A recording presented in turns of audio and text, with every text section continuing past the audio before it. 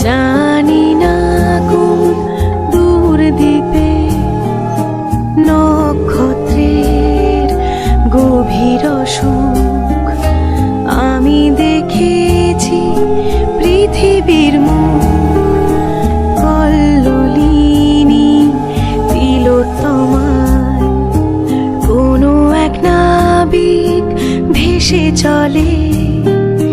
তিলোত্তমার খোঁজে সাক্ষী ধ্রুব তারা তিনি আমি সেই নাবিকের কাছে